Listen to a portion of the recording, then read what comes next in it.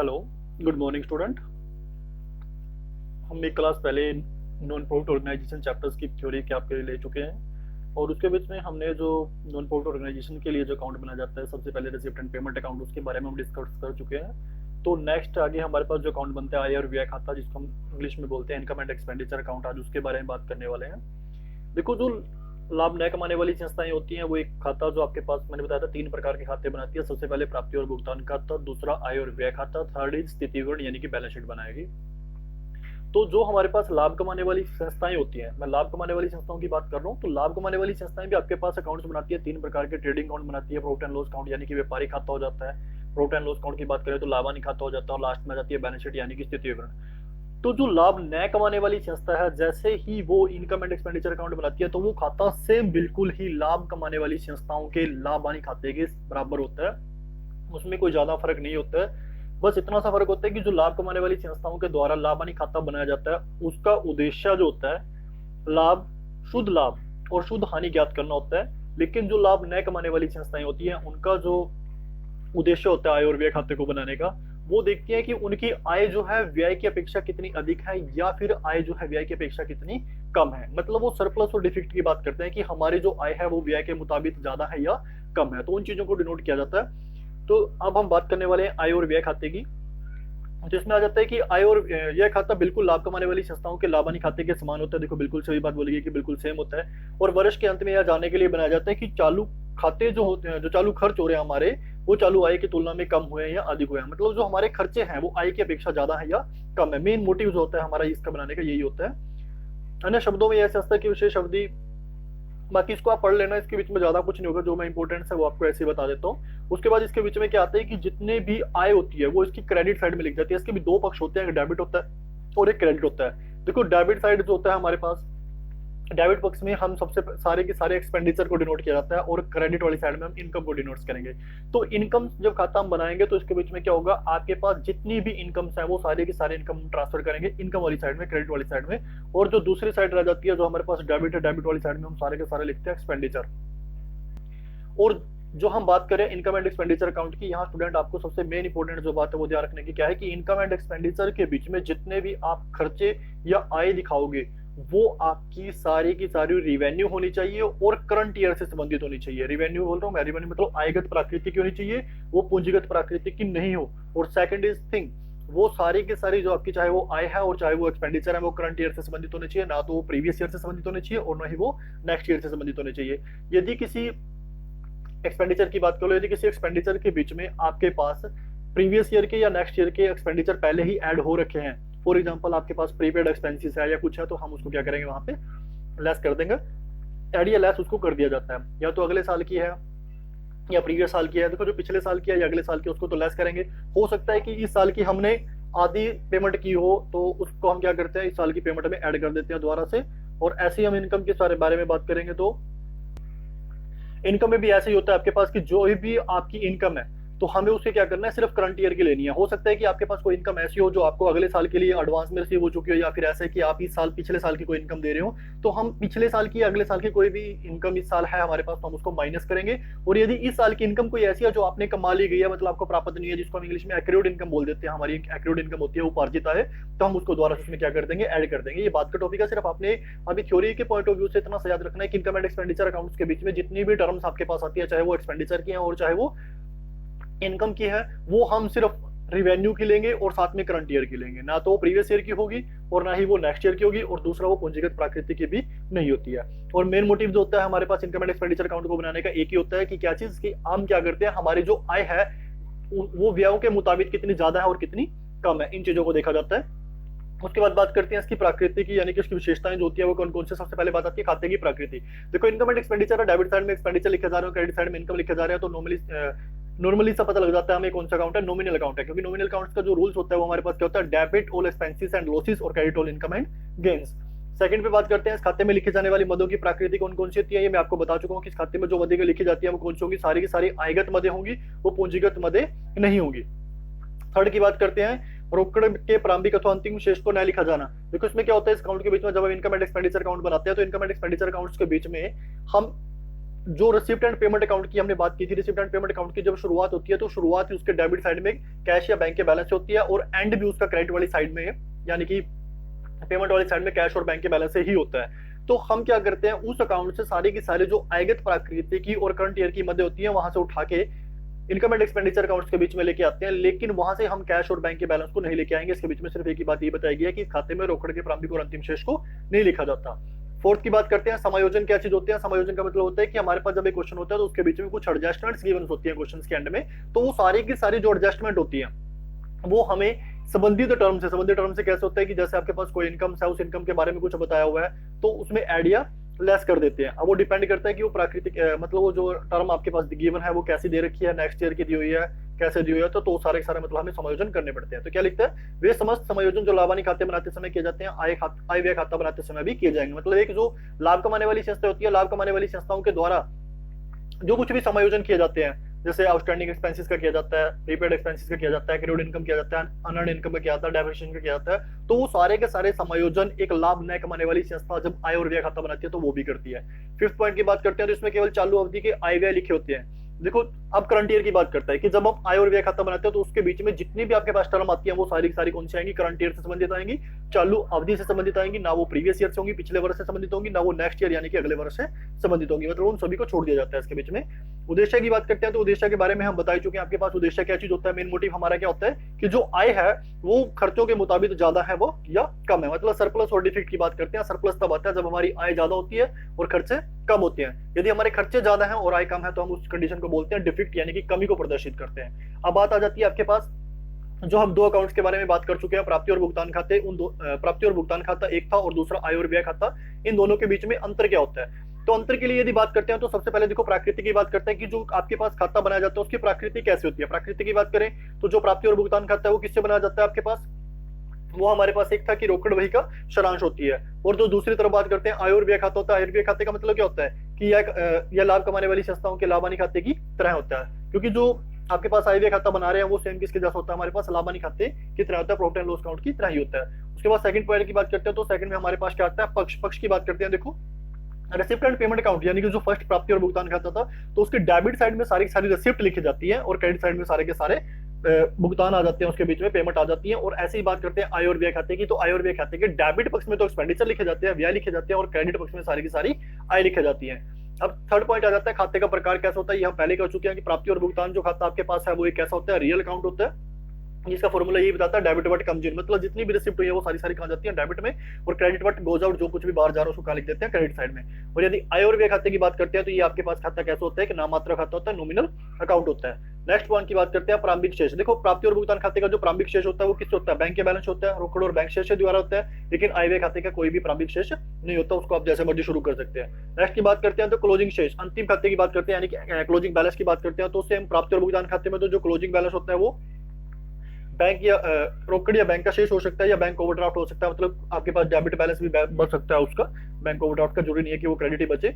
और आय और व्यय खाते की बात करते हैं तो इसके लास्ट में क्या आता है आपको, अभी हम बात करके आए हैं ऊपर, हमारा जो मेन मोटिव होता है वो क्या चीज होता है, आय का व्यय पर अधिक्य या फिर व्ययों का आय पर अधिक्य, ऐसे भी बोल सकते हैं। तो हमारा मेन मोटिव जो होता है कि आय जो है हमारी व्यय की तुलना में अधिक है या कम है, उस चीज को जानना होता है, या सरप्लस या डिफिक्ट के नाम से भी उसको बोल सकते हैं, वो सारे का सारा वही लिखा हुआ है। उसके बाद नेक्स्ट की बात करते हैं तो हमारे पास नेक्स्ट आता है 6 में पूंजीगत और आयगत। देखो पूंजीगत और आयगत का मतलब क्या होता है, इसके टर्म्स की बात करते हैं, मदे कौन कौन सी आती है, इसके बीच में कौन कौन सी आइटम्स इन्वॉल्व की जाती है। तो जो प्राप्ति और भुगतान खाता हम बनाते हैं, प्राप्ति और भुगतान खाते के बीच में सारी की सारी मदों को इन्वॉल्व किया जाता है। वो सारी सारी मदें कौन सी होती हैं, चाहे तो आपके पास करंट ईयर की है, प्रीवियस ईयर की है, नेक्स्ट ईयर की है, या फिर आयगत है या पूंजीगत है, दोनों प्रकार की मदों को लिया जाता है। लेकिन हम यदि आय व्यय खाते की बात करते हैं, जो अंतिम हम अभी बनाने वाले हैं, जो हमारे पास आय और व्यय खाता है, और इस खाते के बीच में जो आपके पास मद आती है वो करंट ईयर से संबंधित होती है, और प्लस आपको याद रखना है कि वो सारी सारी कौन सी होंगी, आयगत प्रकार की होती है। उसके बाद बात करते हैं आय और व्यय खाते की अवधि की बात करते हैं। अवधि का मतलब होता है इसको बनाया कब जाता है, उसके बारे में बात करने वाला है। देखो आय और व्यय खाते की बात करें, आय और व्यय खाते की अवधि की बात करते हैं। इसमें लिखी जाने वाली राशि के लिए आवश्यक नहीं है कि चालू वर्ष से ही संबंधित हो, पिछले वर्ष, आगामी वर्ष हो, सारी सारी वही बातें बता रहा है। अवधि की बात करते हैं कि इसके बीच में जो टर्म्स ली जाती है वो कौन सी अवधि की होती है। तो ये तो आप लोगों को पता ही लग चुका है कि प्राप्ति और भुगतान खाते के बीच में तो हमारे पास जो आती है करंट ईयर, प्रीवियस ईयर और नेक्स्ट ईयर तीनों से संबंधित मदें आती है, और साथ में आयगत और पूंजीगत दोनों आ जाती है। और इसके बीच में जो आपके पास आय और व्यय खाते में होती है, इसमें केवल करंट ईयर से संबंधित मदों को लिखा जाता है। उन्होंने दो अलग अलग बना दिए, पहले पूंजीगत और आयगत के लिए बनाया और फिर बाद में आय और व्यय की अवधि बता दी भी करंट ईयर की किस में आती है, प्रीवियस और नेक्स्ट ईयर की किस में आती है। उसके बाद समायोजन की बात करते हैं। देखो जो हमारे पास सबसे पहला अकाउंट था प्राप्ति और भुगतान खाता, यानी कि जो फर्स्ट ये है, तो इसके बीच में तो हमें समायोजन की कोई आवश्यकता ही नहीं होती है। क्यों नहीं होती? क्योंकि सारे सारा किसके द्वारा बनाया जाता है, रोकड़ बही के सारांश के मात्र होता है और उसी के द्वारा तैयार किया जाता है, और इसके बीच में समायोजन की जरूरत आपको होती है। नेक्स्ट की बात करते हैं तो हमारे पास आ जाता है स्थिति विवरण। देखो जो प्राप्ति और भुगतान खाता है, प्राप्ति और भुगतान खाते के बाद रिसिप्ट स्थिति विवरण बनाने की आवश्यकता नहीं होती, लेकिन आय और व्यय खाते के बाद हमें क्या करना पड़ता है, स्थिति विवरण बनाना आवश्यक होता है। उसके बाद ही बैलेंस शीट बनती है, क्योंकि क्या होता है रिसिप्ट एंड पेमेंट अकाउंट जो बनाते हैं, प्राप्ति और भुगतान खाता बनाते हैं, उसके बाद हम बनाते हैं आय और व्यय खाता, और आय और व्यय खाते के बाद हमारा क्या बनता है, बैलेंस शीट। तो उसके बाद का टॉपिक आता है, उसके बाद आता है अंतिम शेष का हस्तांतरण। देखो अंतिम शेष के हस्तांतरण की बात करते हैं तो पहले जो अकाउंट की हम बात कर रहे हैं, पहला अकाउंट हमारे पास है प्राप्ति और भुगतान खाता, तो उसका जो अंतिम शेष होता है वो कैश या बैंक का बैलेंस होता है, और कैश या बैंक के बैलेंस का जो अंतिम शेष होता है हम उसको कहां ट्रांसफर करते हैं, क्लोजिंग बैलेंस शीट में। इस खाते के अंतिम शेष को अगले वर्ष के प्राप्ति और भुगतान खाते में हस्तांतरित कर दिया जाता है। तो अगले वर्ष में इसलिए बोलता है क्योंकि क्या होता है हमारे पास जब जो प्राप्ति और भुगतान खाते का जो क्लोजिंग बैलेंस होता है वो क्या होता है, कैश एंड बैंक का एंड का बैलेंस होता है, और कैश एंड बैंक का जो एंड का बैलेंस होता है वो अगले साल जाके रिसिप्ट एंड पेमेंट अकाउंट में ओपनिंग बैंक का बैलेंस बन जाता है। तो इसलिए कहते हैं कि प्राप्ति और भुगतान खाते जो आता है अगले साल में ट्रांसफर कर दिया जाता है, या आप इसको कह सकते हो कि क्लोजिंग बैलेंस शीट जब बनाते हैं तो वहां पे भी जाता है। और उसके बाद बात करते हैं आय और व्यय खाते की, और आय और व्यय खाते के बीच में हमारे पास जो आता है अंतिम शेष क्या चीज होता है, अंतिम शेष हमारे पास आता है वहां पे सरप्लस या डिफिक्ट। जो सरप्लस या डिफिक्ट आपके पास आएगा हम उसको कहां पे ट्रांसफर करेंगे, बैलेंस शीट में। हमारे पास कैपिटल ना होके, लाभ न कमाने वाली संस्थाओं की कैपिटल नहीं होती, बल्कि क्या होता है कैपिटल फंड होता है, यानी कि पूंजी कोष होता है। तो उस पूंजी कोष में यदि सरप्लस है तो ऐड कर देते हैं, और यदि डिफिक्ट है तो माइनस कर देते हैं।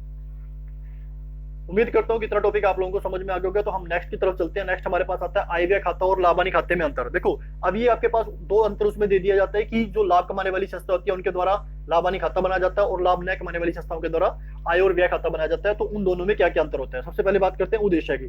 देखो मेन मोटिव की बात करते हैं। सबसे पहले हम लाभ न जो सबसे पहले हम टॉपिक लेने वाले हैं इसके बीच में वो लेंगे लाभ कमाने वाली संस्थाओं के लिए। लाभ कमाने वाली संस्थाओं के लिए जो खाता बनाया जाता है उसका नाम क्या होता है, लाभ हानि खाता। और लाभ न कमाने वाली संस्थाओं के लिए जो खाता बनाया जाता है उसका बोला जाता है आय और व्यय खाता। तो सबसे पहले उद्देश्य की बात करते हैं। जो लाभ कमाने वाली संस्था आपके पास है, लाभ कमाने वाली संस्थाओं का उद्देश्य क्या चीज होता है, उनका उद्देश्य रहता है कि हम अपने लाभ जितना लाभ कमाया या जितनी हानि कमाई है उसको क्या करना, ज्ञात करना। तो लाभ हानि खाते का उद्देश्य होता है कि शुद्ध लाभ और शुद्ध हानि की ज्ञात करना। लेकिन लाभ न कमाने वाली संस्थाओं के द्वारा जो आय और व्यय खाता बनाया जाता है उनका उद्देश्य क्या होता है, अपने सरप्लस और डिफिक्ट को जानना। ये बहुत बार मैं बता चुका हूं, ज्यादा इसको रिपीट नहीं करेंगे। उसके बाद आती है किसके द्वारा बनाया जाता है। देखो किसके द्वारा में यही चीज है कि लाभ हानि खाता जो होता है आपके पास वो लाभ कमाने वाली संस्थाओं के द्वारा बनाया जाता है, और आय व्यय खाता किसके द्वारा बनाया जाता है, लाभ न कमाने वाली संस्थाओं के द्वारा बनाया जाता है। तैयार करने का आधार क्या चीज होता है, देखो तैयार करने का आधार की बात करते हैं। जो आपके पास लाभ हानि खाता होता है, लाभ हानि खाता किसके द्वारा तैयार किया जाता है, हम ट्रायल बैलेंस के द्वारा तैयार करते हैं। तो इसके बीच में यही चीज आ जाता है कि लाभ हानि खाता जो होता है वो किसके द्वारा तैयार, मतलब किसको आधार मानकर तैयार किया जाता है, वो ट्रायल बैलेंस के बेस पे तैयार किया जाता है। और यदि हम बात करते हैं हमारे आय और व्यय खाते की, आय और व्यय खाते के लिए किसको बेस माना जाता है, रिसिप्ट एंड पेमेंट अकाउंट को। अब उसके बाद करते हैं शेष। देखो शेष की बात वही सिंपल आ जाती है जो हमारे पास उद्देश्य था। लाभ हानि खाते का उद्देश्य क्या जानना होता है, शुद्ध लाभ और शुद्ध हानि। तो इसका जो शेष आता है वो क्या आता है, शुद्ध लाभ या शुद्ध हानि आती है। और आय और व्यय खाता जो होता है इसका जो अंतिम शेष आता है, यानी कि क्लोजिंग जो बैलेंस आता है वो क्या होता है हमारे पास, सरप्लस या डिफिक्ट होता है। तो इसका मेन उद्देश्य जो यही था हमारे पास जानने के लिए। तो ये हमारे पास जो इसका सेकंड अकाउंट था जो हम बनाएंगे इसके बीच में, इनकम एंड एक्सपेंडिचर अकाउंट, वो कंप्लीट हो चुका है। और नेक्स्ट हमारे पास आ जाती है बैलेंस शीट। देखो प्रत्येक संस्थाएं जो होती है वो अपनी वित्तीय स्थिति जानने के लिए क्या करती है, अंतिम तिथि को, एक अंतिम जो क्लोजिंग हमारे पास डेट आती है अकाउंट्स की, तो उस तारीख को हम क्या करते हैं, अपनी एक बैलेंस शीट बनाते हैं, स्थिति विवरण बनाते हैं, जो हमें ये दिखाती है कि हमारे पास एक्चुअल्स में कितनी संपत्तियां, कितना दायित्व है हमारे पास। तो इसके लिए प्रत्येक फर्म के द्वारा ये बनाया जाता है। तो हम इसके बारे में बात करते हैं, स्थिति विवरण बैलेंस शीट। और याद रखना बैलेंस शीट जो होती है किसी भी फर्म की एक दिन की स्थिति को, एक दिन की स्थिति विवरण को प्रदर्शित करती है। यदि जो हमने आज बैलेंस शीट बनाई है, आज के मुताबिक यदि हम नेक्स्ट डे बैलेंस शीट बनाने बैठ जाए उसी फर्म की, तो वो डिफरेंटली चेंज हो सकती है। मतलब बैलेंस शीट जो आती है आपके पास वो एक दिन का विवरण दिखाती है। एक दिन का विवरण क्या मतलब, जिस दिन आपने तैयार की गई है वो उसी दिन का विवरण बताती है। यदि आप उसको 1 या 2 दिन के बाद या नेक्स्ट डे भी तैयार करते हो तो वो अलग हो जाती है। उसके बारे में बात करते हैं। देखो बैलेंस शीट में क्या लिखा हुआ है, लाभ अर्जन करने वाली संस्थाओं की तरह गैर लाभ अर्जन करने वाली संस्था भी अपने वित्तीय स्थिति विवरण जानने के लिए वर्ष की अंतिम तिथि को अपना स्थिति विवरण बनाती है।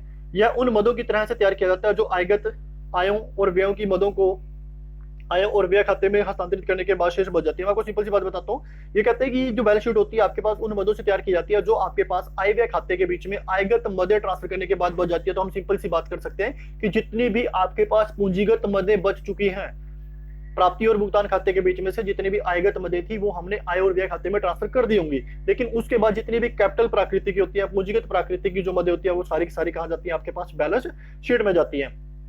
दूसरे शब्दों में स्थिति विवरण में केवल पूंजीगत मदें अर्थात संपत्ति, दायित्व और पूंजी कोष ही लिखे जाते हैं। देखो ना, तीन बातें हमारे पास और साफ साफ बताई है कि पूंजीगत मदें आती है, और पूंजीगत मदें कौन कौन सी हो सकती है हमारे पास। एक तो संपत्ति आती है, साथ में दायित्व आते हैं, संपत्ति मतलब एसेट्स हो जाती है, और दायित्व हमारी लायबिलिटीज हो जाती है, और थर्ड जो पॉइंट बताया हुआ आता है कैपिटल फंड यानी कि पूंजी कोष।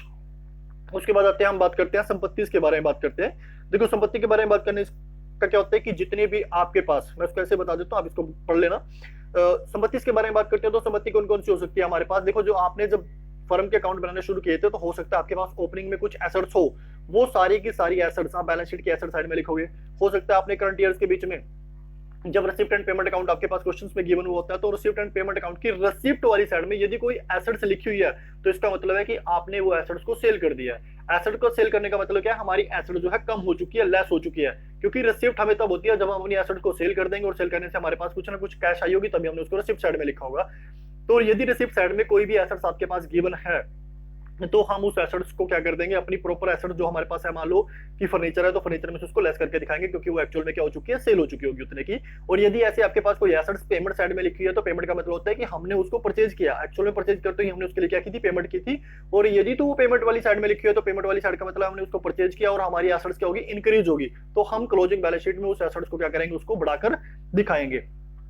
तो हमारा मेन मकसद क्या है कि यदि आपने किसी भी एसेट्स को परचेज किया है तो वो हमारी ऐड होती है, और यदि हमने उसको सेल किया तो वो क्या हो जाएगी, लेस हो जाएगी। और जितनी भी एसेट्स होती है वो सारी की सारी हमें क्या करनी होती है,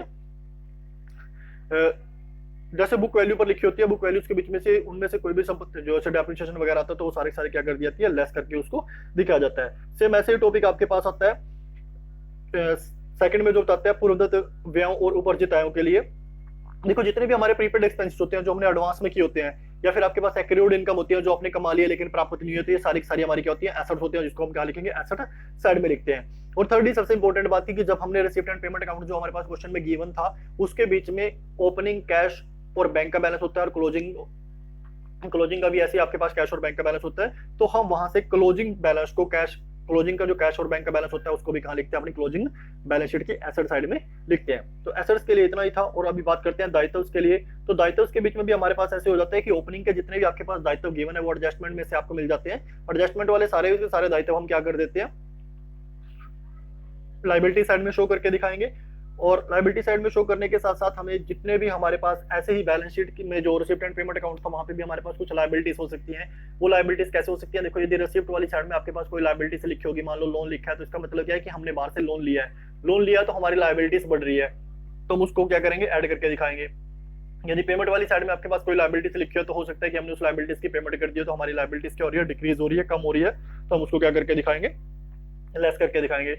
इसी प्रकार से हमारे पास सेकंड यदि बात करते हैं कि कोई ऐसा जो आपके पास दायित्व हो सकता है, जिस आदत व्यय की बात कर लो या फिर अनुपार्जित आय की बात कर लो। आदत व्यय क्या होते हैं कि खर्चे एक्चुअल में हो चुके थे लेकिन हमने अभी तक उसका भुगतान नहीं किया है, तो खर्चे तो हमें देने हैं, तो इसलिए हम उसको क्या करेंगे, लायबिलिटी साइड में शो करके दिखाते हैं। और अनुपार्जित आय कौन सी होती है, वे आय जो हमने अभी कमाई नहीं है लेकिन बल्कि किसी पर्सन से वैसे ही एडवांस में ले ली है, तो वो भी हमारा किस्म से दायित्व होता है, तो हम उसको भी क्या करते हैं, अपनी लायबिलिटी साइड में दिखाते हैं। और कुछ हमारे पास पूंजीगत प्रकृति के जो दान होते हैं वो भी आ जाते हैं, जैसे कि हम क्या कर रहे होते हैं, कुछ स्पेशल टर्म्स के आ जाते हैं, जैसे हमने भवन के लिए दान लिया है, तो ये सारे के सारे जो खर्चे होते हैं हमारे पास।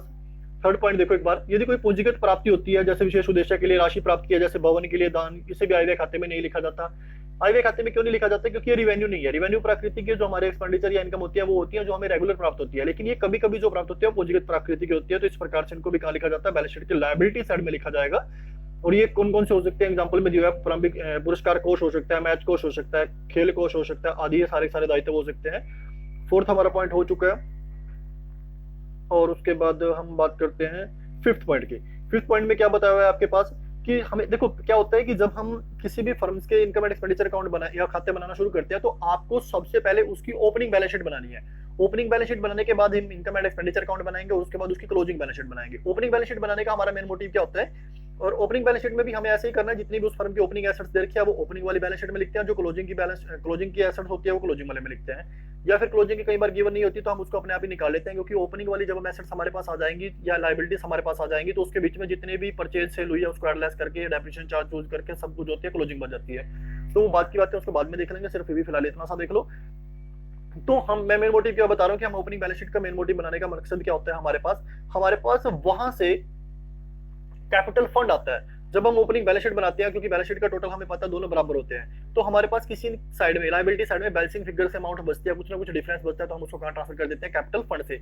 और फिर हमारे पास जब ओपनिंग बैलेंस शीट से कैपिटल फंड आ जाता है तो हम उस कैपिटल फंड को क्लोजिंग बैलेंस शीट की लायबिलिटी साइड में ट्रांसफर करके इनकम एंड एक्सपेंडिचर अकाउंट से जो हमारी सरप्लस या डिफिक्ट आता है, सरप्लस को ऐड करते हैं, यदि डिफिक्ट आता है तो उसको क्या करते हैं, माइनस करते हैं। तो ओपनिंग बैलेंस शीट बनाने का हमारा मेन मकसद जो होता है कैपिटल फंड होता है। तो इसलिए क्या करते हैं हम लायबिलिटी साइड में कैपिटल फंड भी लिखा जाता है और कैपिटल फंड में सरप्लस को ऐड कर देते हैं और डिफिक्ट को माइनस कर देते हैं। फिफ्थ पॉइंट हमारा यही था। तो हमारे ये सारे के सारे जो इंपॉर्टेंट मतलब 3 अकाउंट्स के बारे में जो बताया गया था, receipt and payment account, income and expenditure account और लास्ट इज बैलेंस शीट, ये तीनों के तीनों खत्म हो चुके हैं। इसके बाद हमारे पास आ जाता है एक इंपॉर्टेंट पॉइंट्स हैं जो हमारे पास लाभ न कमाने वाली संस्थाओं से संबंधित कुछ विशिष्ट मदें आती हैं। तो इसको आज हम डिस्कस करने वाले नहीं है, ये आपको नेक्स्ट वीडियो में करवाएंगे। आज के लिए इतना ही, और उम्मीद करता हूँ कि आप लोगों को समझ में आ रहा होगा। यदि किसी स्टूडेंट्स को कोई प्रॉब्लम्स आती है तो प्लीज कमेंट के द्वारा हमें बता दीजिएगा, ताकि हम उसको नेक्स्ट वीडियो के द्वारा आपका सोल्यूशन दे सके। और यदि आपको वीडियो अच्छी लगती है तो चैनल को लाइक और सब्सक्राइब कर दीजिएगा। Thank you.